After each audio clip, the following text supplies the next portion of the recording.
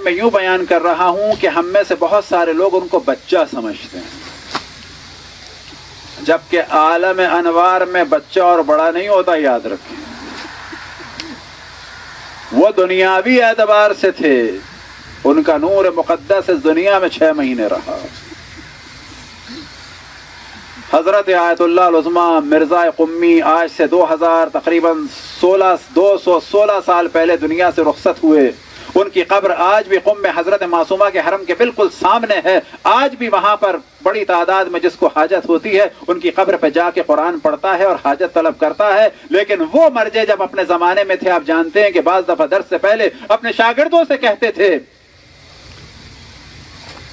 کہ علی اصغر کے مصائب پڑھو۔ بعض دفعہ شاگردوں نے سوال کیا کہ بعض دفعہ کیوں آپ تاکید کر فرماتے ہیں کہ علی اصغر کے مصائب پڑھو؟ تو فرماتے ہیں کہ جب میں انتہائی شدید مشکلات میں گرفتار ہوتا ہوں تو میں توسل کرتا ہوں روح مقدس حضرت علی اصغر سے۔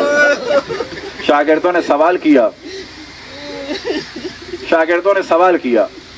کہ کیا وجہ ہے؟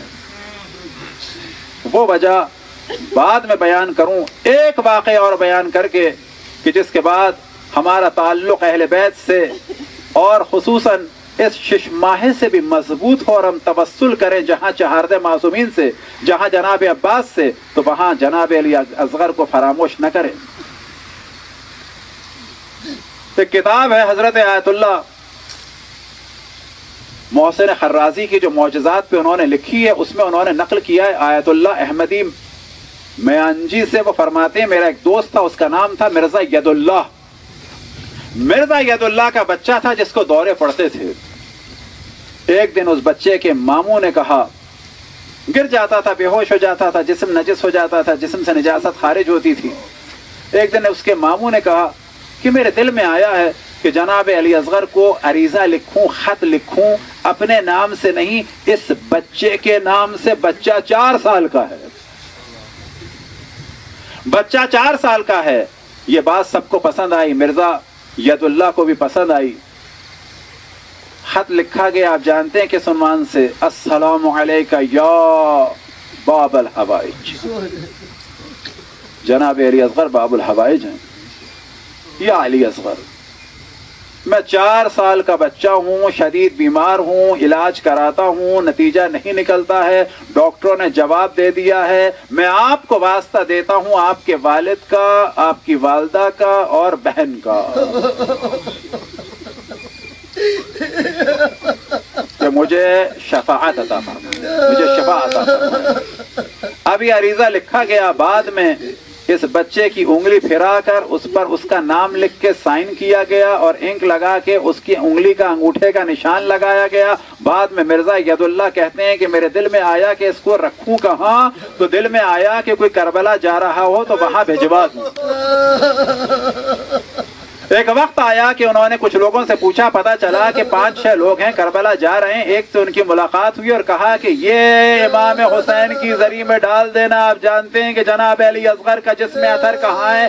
گنج شہیدہ میں نہیں ہے، امام حسین کے سینے کے ساتھ دفن ہے۔ اجرکم اللہ۔ ایک وقت آیا کہ یہ لوگ زیارت پہ چلے گئے، یہاں تک کہ ایک دن خواب میں یہ مرزا ید اللہ نے دیکھا کہ امام رضا علیہ السلام تشریف لائے اور فرما رہے ہیں۔ کون؟ اب آپ کو تعجب ہوگا کہ ہم امام رضا پہ کیسے چلے گئے۔ مرزا ید اللہ نے خواب میں دیکھا کہ امام رضا علیہ السلام تشریف لائے اور فرماتے ہیں کہ میں نے تمہارا خط اپنے چچا حضرت علی اصغر کو دے دیا ہے۔ امام رضا فرما رہے ہیں کہ میں نے تمہارا خط اپنے چچا حضرت علی اصغر کو دے دیا ہے۔ امام رضا فرما رہے ہیں میں نے تمہارا خط اپنے چچا، میں نے تمہارا خط اپنے چچا۔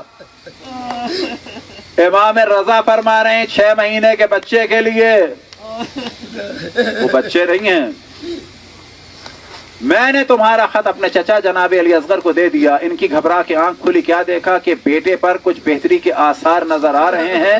ہوش آیا، 3-4 دن میں احساس ہوا کہ یہ تو پورا صحیح ہو چکا ہے۔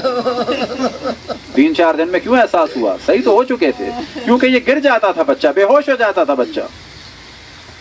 اب یہ پریشان کہ معاملہ کیا ہے؟ جناب امام رضا علیہ السلام یہاں کہاں آ گئے بیچ میں؟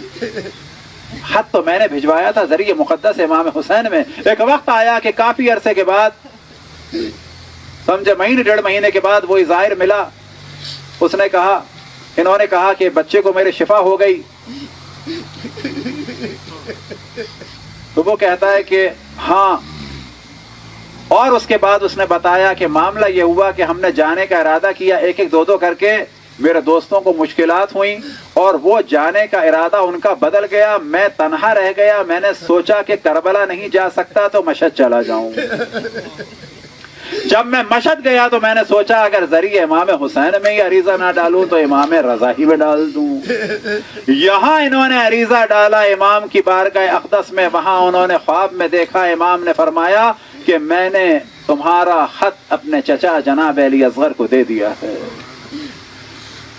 اہل بیت کے گھر کے بچے بھی باب الحوائج ہیں. شرط یہ ہے کہ فقط دل صاف ہو, ان سے رابطہ ہو اور اللہ پہ توکل ہو اور ان کی مصلحت پہ یقین ہو کہ اگر توسل کا نتیجہ نکلا تو مصلحت ہے, نہ نکلا تو بھی مصلحت ہے. اجرکم علی اللہ. اب شاگردوں نے جب سوال کیا مرزا قمی سے کہ آپ کی یہ بات تو سمجھ میں آ گئی کہ آپ مصائب پڑھواتے ہیں جناب علی اصغر کے, پھر آپ نے فرمایا کہ اس وجہ سے پڑھواتے ہیں کہ جب بہت زیادہ مصائب میں گھر جاتا ہوں تو جناب علی اصغر سے توسل کرتا ہوں. اب میں سوال ہم آپ سے یہ کرتے ہیں کہ کربلا کے اتنے شہداء ہیں, آپ جناب علی اصغر ہی سے توسل کیوں فرماتے ہیں؟ تو جناب مرزا قمی نے فرمایا یاد رکھو شہداء کربلا میں جناب علی اصغر میں ایک ایسی صفت ہے جو کسی میں نہیں.